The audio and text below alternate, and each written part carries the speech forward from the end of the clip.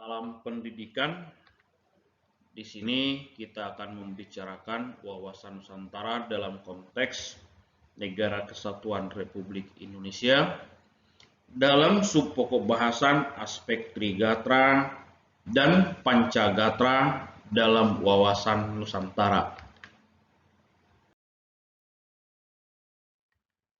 Dalam aspek Trigatra di sini kita akan membicarakan 3 aspek dasar dalam konsep wawasan Nusantara. Yang pertama di sini adalah posisi dan kondisi geografis Indonesia. Kalau kita bicara mengenai posisi dan kondisi geografis, yang pertama nanti di sini kita akan memperhatikan tentang letaknya dan kondisinya. Berarti yang akan kita lihat adalah letak tersebut di dalam keadaan geografis. Yang pertama di dalam aspek Trigatra tentang posisi dan kondisi geografis bisa kita lihat bahwa Indonesia adalah negara kepulauan. Hal ini dapat kita lihat di dalam pembahasan sebelumnya tentang Nusantara.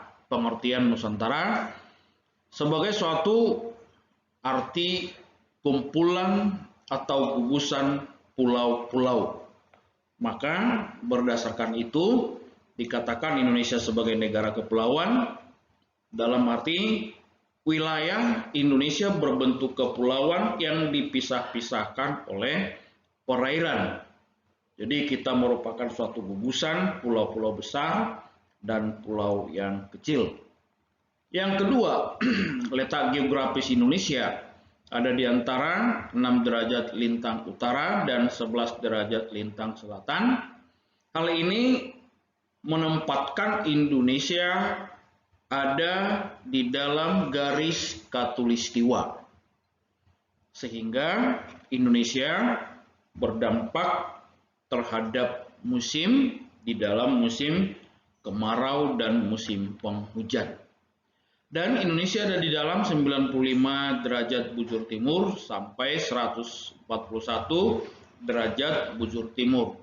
Itu makanya letak wilayah kita ada di wilayah timur belahan dunia. Maka kita tergolong sebagai negara timur. Yang ketiga, dengan letak tersebut Indonesia memiliki letak yang sangat strategis. Letak yang strategis ini sering kita sebut dengan istilah posisi silang dunia. Itu makanya dikatakan bahwa Indonesia ada di antara 2 benua dan 2 samudra. Hal ini berdampak kepada kondisi atau posisi sebagai lintasan dari berbagai hal di antara negara-negara di dunia. Yang kedua di dalam aspek Trigatra ini adalah keadaan dan kemampuan penduduk. Keadaan dan kemampuan penduduk ini dapat dilihat di dalam berbagai hal menjadi hal-hal yang mendukung di dalam berbagai kepentingan-kepentingan nasional, tetapi bisa menjadi penghambat di dalam berbagai hal dalam proses pencapaian tujuan nasional. Yang pertama dapat kita lihat di sini tentang jumlah penduduk. Indonesia memiliki jumlah penduduk yang sangat besar. Jumlah penduduk yang sangat besar di sini menjadi suatu modal dasar di dalam pelaksanaan pembangunan, karena jumlah penduduk yang sangat besar ini akan bisa menjadi pendukung di dalam kebutuhan tenaga-tenaga produktif di dalam proses pembangunan dalam mencapai tujuan pembangunan nasional itu sendiri. Yang kedua, komposisi penduduk. Komposisi penduduk di dalam arti pengelompokan penduduk itu berdasarkan kategori-kategori umur, dari balita umpamanya, anak-anak, remaja, pemuda-pemudi sebagai tenaga produktif, golongan tua. Di dalam kondisi penduduk ini bahwa tenaga produktif itu memiliki komposisi yang paling besar di dalam komposisi jumlah penduduk Indonesia. Nah, tenaga produktif yang sangat besar ini akan bisa menjadi modal di dalam mencapai percepatan pencapaian tujuan nasional apabila tenaga kerja yang begitu besar didukung dengan sumber daya manusia yang memadai, yang berkualitas, sehingga tenaga kerja produktif tersebut dapat diposisikan di dalam setiap posisi masing-masing sesuai dengan kemampuan, kualifikasi, ataupun keahlian setiap tenaga kerja produktif itu sendiri. Akan tetapi ini bisa menjadi faktor negatif di dalam pencapaian tujuan nasional. Umpamanya apabila sumber daya tenaga kerja tersebut tidak seimbang dengan kesempatan kerja yang ada, maka bisa berdampak hal-hal negatif, umpamanya peningkatan pengangguran, peningkatan kemiskinan, peningkatan kriminalitas, dan lain sebagainya. Yang ketiga, persebaran penduduk. Kalau kita melihat di dalam persebaran penduduk pada setiap wilayah pulau Negara Kesatuan Republik Indonesia, realitasnya dapat kita lihat di sini ada daerah yang padat penduduknya, yang sangat memerlukan berbagai perhatian. Tetapi ada daerah-daerah yang penduduknya termasuk jarang. Penduduk yang termasuk padat seperti Pulau Jawa, Bali. Hal ini membutuhkan berbagai perhatian yang sangat besar untuk melakukan manajemen di dalam pengelolaan penduduk itu sendiri dan penempatan-penempatan yang bisa di dalam posisi-posisi yang lebih baik atau posisi-posisi yang lebih strategis sehingga percepatan di dalam pembangunan bisa terlaksana dengan baik. Akan tetapi kalau di dalam wilayah yang penduduknya umpamanya masih jarang, hal ini menjadi daerah yang membutuhkan tenaga-tenaga kerja yang produktif untuk mendukung percepatan pembangunan. Maka untuk menyelesaikan masalah persebaran penduduk yang tidak seimbang ini dapat kita lihat dengan program pemerintah melalui transmigrasi dan lain sebagainya. Yang ketiga, di dalam aspek Trigatra dapat kita lihat dengan keadaan dan kekayaan alam. Kekayaan alam menjadi salah satu modal yang utama di dalam percepatan pembangunan, di dalam percepatan pencapaian tujuan pembangunan itu sendiri. Indonesia termasuk negara yang memiliki sumber daya alam yang sangat besar, sumber daya alam yang sangat potensial. Maka hal ini menuntut sistem pengelolaan sumber daya alam yang bisa mendukung percepatan pembangunan, yang bisa mendukung percepatan peningkatan kesejahteraan hidup masyarakat Indonesia. Maka pengelolaan sumber daya alam itu didasarkan pada 3 asas. Yang pertama, asas maksimal, yang artinya pemanfaatan sumber daya alam tersebut bisa dilakukan secara maksimal sesuai dengan kebutuhan daripada masyarakat itu sendiri. Jadi, pemanfaatan sumber daya alam tidak berdampak kesia-siaan di dalam proses pencapaian tujuan pembangunan itu sendiri. Jadi bisa dikatakan maksimal untuk percepatan kemakmuran rakyat Indonesia.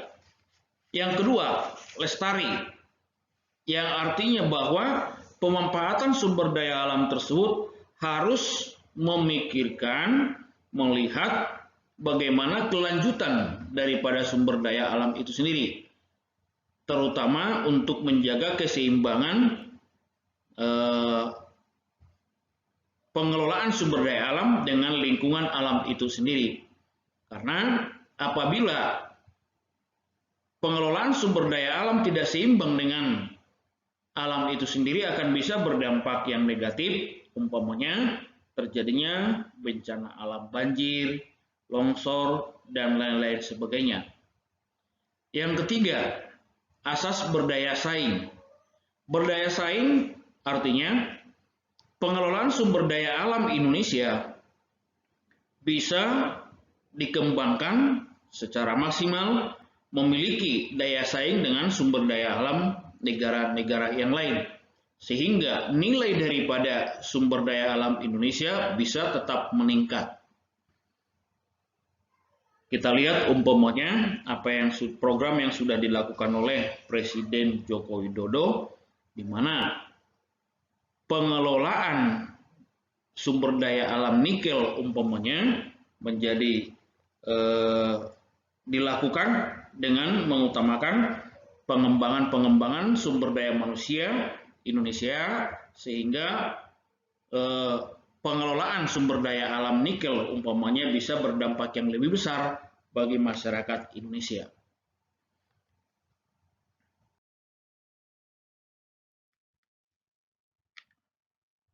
Di sini kita akan membicarakan tentang aspek Pancagatra. Aspek Pancagatra meliputi 5 asas, 5 dasar di dalam pengembangan wawasan Nusantara. Yang pertama, asas ideologi, politik, ekonomi, sosial budaya, dan hankam. Pertama, kita akan melihat di dalam Pancagatra itu adalah aspek ideologi. Kalau kita berbicara tentang ideologi, ide tambah logos, ilmu tentang ide, maka ideologi itu diartikan merupakan suatu falsafah atau puncak ilmu, kalau dari sisi arti katanya. Tetapi ideologi yang kita tetapkan, kita sepakati menjadi ideologi nasional Indonesia adalah Pancasila. Sehingga Pancasila menjadi ideologi negara di dalam segala aspek kehidupan berbangsa dan bernegara. Sehingga Pancasila memiliki berbagai fungsi sebagai falsafah umpamanya, pandangan hidup bangsa, sebagai pegangan hidup bangsa, sebagai identitas nasional, sebagai puncak budaya, sebagai sumber dari segala sumber hukum. Dalam hubungannya dengan pengelolaan negara, bahwa Pancasila itu di dalam pembangunan nasional Indonesia, maka nilai-nilai ideologi Pancasila dapat dan harus diterapkan di dalam program-program pembangunan nasional. Sehingga tujuan pembangunan nasional tersebut bisa tercapai dengan baik, yaitu masyarakat adil dan makmur.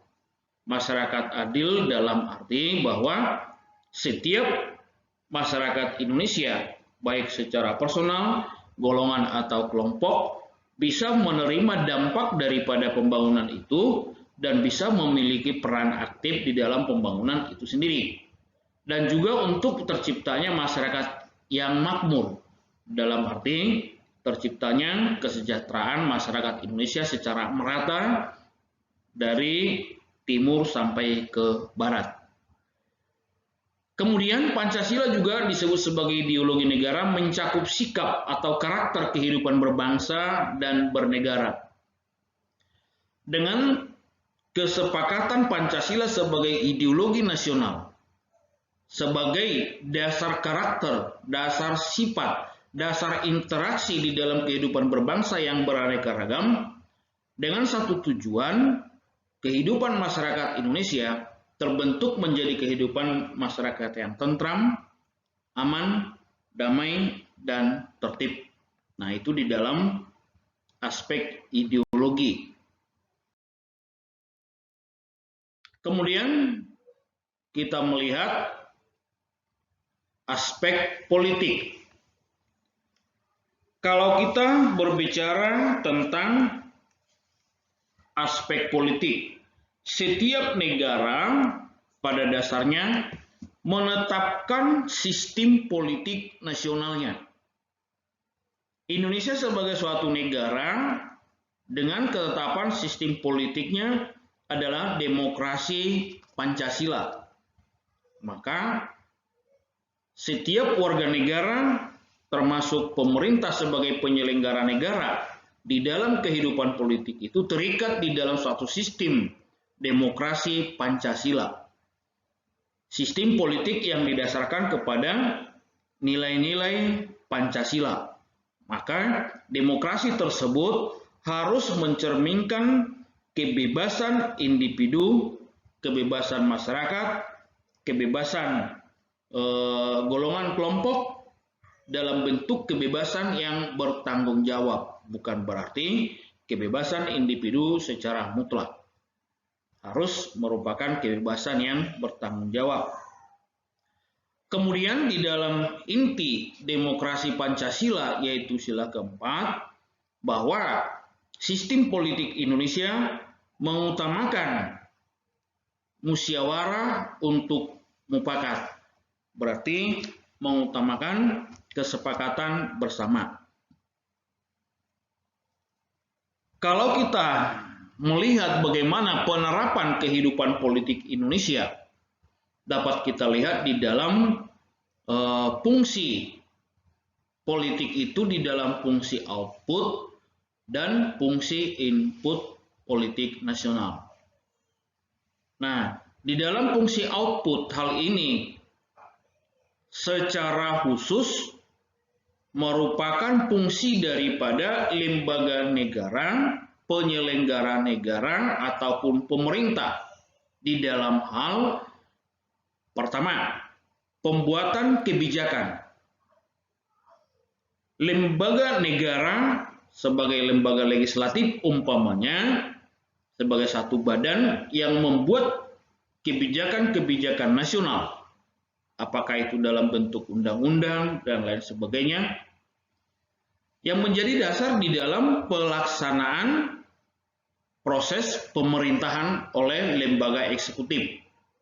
Akan tetapi lembaga eksekutif juga memiliki hak untuk pembuatan kebijakan, umpamanya di dalam peraturan pemerintah, di dalam Perpu, Perda, dan lain sebagainya. Nah, itu merupakan bagian pertama daripada fungsi output. Jadi, lembaga negara sebagai pembuat kebijakan. Yang kedua, pengawasan kebijakan. Pengawasan kebijakan umpamanya dapat kita lihat di dalam hak DPR, umpamanya di dalam hak angket, hak bertanya, dan lain sebagainya, menjadi suatu bentuk pengawasan kebijakan yang sudah dilakukan oleh pemerintah, oleh lembaga eksekutif. Apakah kebijakan yang sudah ditetapkan itu sesuai dengan nilai, aturan, sistem, tuntutan, tujuan yang sudah ditetapkan dalam kebijakan, apakah sudah terlaksana dengan baik oleh pemerintah? Nah, itu umpamanya sebagai salah satu bagian daripada pengawasan kebijakan. Maka umpamanya DPR bisa melakukan hak bertanya kepada menteri di dalam sidang-sidang DPR umpamanya, atau di dalam sidang-sidang komisi umpamanya. Nah, seperti itu merupakan bagian daripada pengawasan kebijakan. Yang ketiga, adjudikasi kebijakan. Artinya, apakah kebijakan itu sudah dilakukan dengan baik atau apakah ada yang terlanggar? Maka contoh dapat kita lihat sebagai dari lembaga Mahkamah Konstitusi yang bisa menetapkan berdasarkan hukum apakah anggota lembaga negara ada yang melanggar kebijakan atau undang-undang, atau apakah umpamanya presiden ada tindakan yang melanggar nilai-nilai Pancasila atau Undang-Undang Dasar 45. Maka kalau kita lihat di dalam Undang-Undang Dasar 45 setelah amandemen, bahwa Mahkamah Konstitusi itu berdasarkan ketetapan hukum bisa menentukan apakah presiden salah atau tidak. Yang kedua, fungsi input politik Indonesia. Hal ini dapat kita lihat di dalam peranan masyarakat melalui organisasi-organisasi politik. Fungsi input politik Indonesia yang pertama kita lihat di dalam sosialisasi politik. Maksudnya di dalam sosialisasi politik itu bahwa melalui organisasi politik, melalui golongan, kelompok-kelompok atau ormas, bisa dilakukan sosialisasi politik, rancangan-rancangan di dalam kebijakan dan lain-lain sebagainya, yang di mana sosialisasi ini ditujukan kepada rakyat secara langsung. Yang kedua, rekrutmen politik. Artinya di sini bahwa partai politik atau proses politik melakukan perekrutan terhadap proses regenerasi daripada kehidupan atau proses politik di Indonesia. Umpamanya merekrut calon-calon politikus, pembinaan calon-calon politikus, dan lain-lain sebagainya. Yang ketiga, artikulasi kepentingan. Artikulasi kepentingan di sini maksudnya adalah merupakan bagian daripada sosialisasi kepentingan-kepentingan daripada masyarakat melalui proses politik. Yang keempat, agregasi politik kepentingan. Maksudnya di sini adalah bagaimana di dalam proses pencapaian kepentingan itu sendiri. Apa langkah-langkah yang dilakukan di dalam pencapaian kepentingan politik itu sendiri. Umpamanya saat ini Indonesia masuk di dalam tahun politik karena tahun 2024 akan melakukan pemilu. Dari sekarang sudah mulai ada dilakukan tindakan-tindakan bagaimana bisa mencapai tujuan. Umpamanya, pertama, partai politik memajukan calon presiden, calon wapres, dan langkah apa yang dilakukan berikutnya untuk bisa memenangkan calon-calon tersebut. Yang kelima adalah komunikasi politik. Komunikasi politik di sini komunikasi politik secara vertikal, secara horizontal, komunikasi politik antar partai politik, atau komunikasi politik umpamanya dengan para pendukung atau rakyat yang menjadi pendukung daripada proses politik itu sendiri.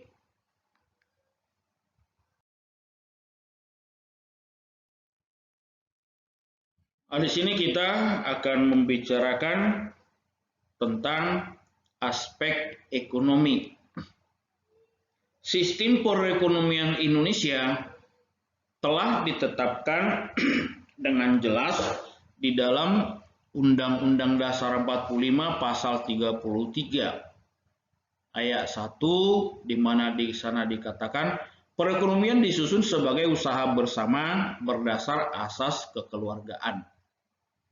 Hal ini menunjukkan bahwa sistem perekonomian yang dicita-citakan adalah demokrasi ekonomi yang sering kita kenal dengan istilah sistem ekonomi kerakyatan, di mana dalam proses ekonomi itu melibatkan semua lapisan yang ada di masyarakat tanpa terkecuali.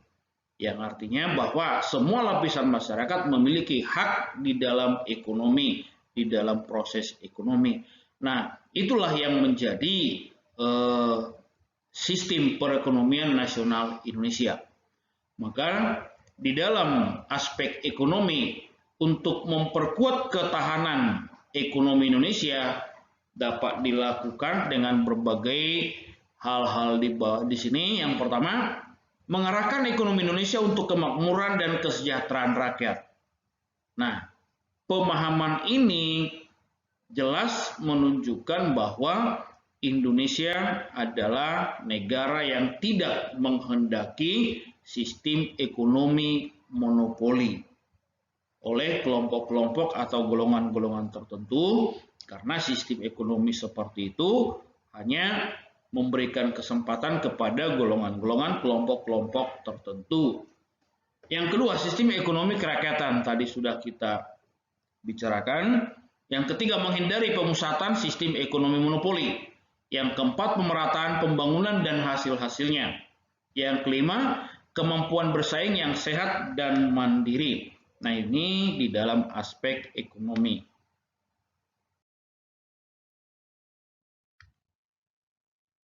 Selanjutnya kita akan membicarakan aspek sosial budaya. Aspek sosial budaya berhubungan dengan kehidupan golongan kelompok masyarakat secara horizontal di dalam interaksi sosial yang didasarkan pada budaya-budaya masyarakat itu sendiri.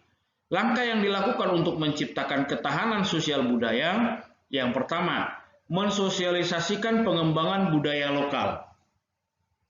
Bahwa budaya lokal di sini adalah merupakan identitas daripada peradaban bangsa Indonesia di dalam setiap kelompok-kelompok suku, kelompok budaya, dan lain sebagainya. Maka di dalam hal ini, proses mensosialisasikan pengembangan budaya lokal di dalam suatu tujuan terbentuknya budaya-budaya nasional, dalam arti budaya lokal menjadi milik bersama seluruh masyarakat Indonesia. Yang kedua, meningkatkan kecintaan kehidupan beragama. Hal ini juga sehubungan dengan nilai sila pertama, bahwa Indonesia adalah negara berketuhanan yang Maha Esa, di mana hak kebebasan beragama, memilih agama, kebebasan beribadah pada dasarnya telah dijamin oleh negara. Maka setiap warga negara dapat menunjukkan bagaimana kecintaan terhadap kehidupan beragama sebagai dasar di dalam kehidupan sosial. Yang ketiga, meningkatkan kecintaan terhadap budaya Nusantara. Nah, ini yang paling sering atau paling banyak kita lihat di dalam masyarakat Indonesia telah terjadi pergeseran-pergeseran nilai-nilai budaya akibat daripada pengaruh dinamika sosial masyarakat dan dampak daripada perkembangan ilmu pengetahuan dan teknologi, di mana keterikatan masyarakat terhadap budaya Nusantara semakin tergeser oleh budaya-budaya modernisasi. Yang keempat, menolak budaya asing yang bertentangan dengan nilai-nilai luhur bangsa Indonesia. Nah, ini langkah-langkah yang dilakukan untuk menciptakan ketahanan sosial budaya Indonesia. Yang terakhir di dalam Pancagatra adalah aspek hankam, pertahanan dan keamanan. Pertahanan dalam hal ini berhubungan dengan upaya mempertahankan kedaulatan negara dan pemerintah Indonesia dari ancaman-ancaman yang ingin merongrong kedaulatan negara Indonesia sebagai suatu negara yang merdeka, yang mengancam kedaulatan pemerintah di Indonesia. Keamanan berhubungan dengan kehidupan masyarakat itu sendiri di dalam hal rasa nyaman, keamanan, dan ketertiban. Nah, pertama kita akan melihat wujud daripada pertahanan dan keamanan di Indonesia. Wujud daripada Hankam itu dapat kita lihat di dalam daya tangkal dilandasi bela negara. Bela negara merupakan hak dan kewajiban setiap warga negara Indonesia. Kesadaran akan bela negara akan meningkatkan daya tangkal terhadap ancaman-ancaman. Apakah itu yang datang dari luar atau dari dalam yang mengancam kehidupan bernegara Indonesia. Yang kedua, kemampuan memelihara stabilitas Hankam yang dinamis. Maksudnya di sini bahwa kemampuan pertahanan dan keamanan Indonesia harus bersifat dinamis di dalam dan di luar. Dinamis dalam arti bisa mengikuti perkembangan masyarakat Indonesia secara internal dan dapat mengikuti perkembangan masyarakat internasional secara eksternal. Sehingga dengan ini akan bisa tercipta stabilitas nasional Indonesia.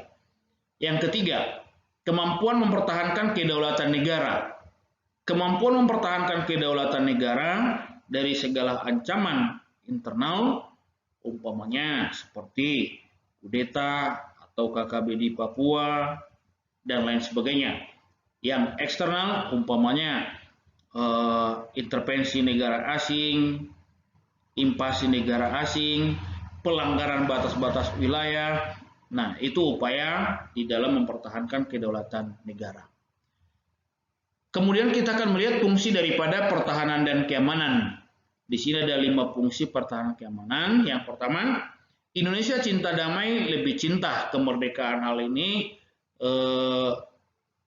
telah ditetapkan di dalam pembukaan Undang-Undang Dasar 45. Bahwa memang pada dasarnya Indonesia adalah negara yang anti terhadap penjajahan. Nah, disitulah dikatakan bahwa Indonesia adalah negara yang cinta kemerdekaan, anti terhadap penjajahan. Yang kedua, Hankam dengan landasan ideal Pancasila dan landasan konstitusi Undang-Undang Dasar 45. Nah, ideologi Pancasila dan konstitusi Undang-Undang Dasar 45 merupakan landasan yang sangat ideal di dalam pengembangan pertahanan dan keamanan. Di dalam konstitusi telah diaturkan bagaimana tentang sistem pertahanan keamanan Indonesia dan menjadi tanggung jawab seluruh rakyat Indonesia. Yang ketiga, perwujudan Hankam sebagai hak dan kewajiban warga negara. Yang keempat, Hankam merupakan upaya terpadu yang melibatkan para kekuatan-kekuatan nasional.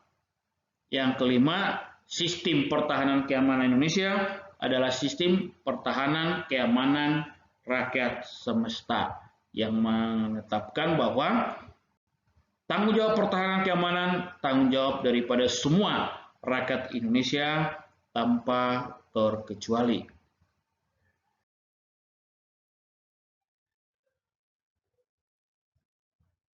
Sekian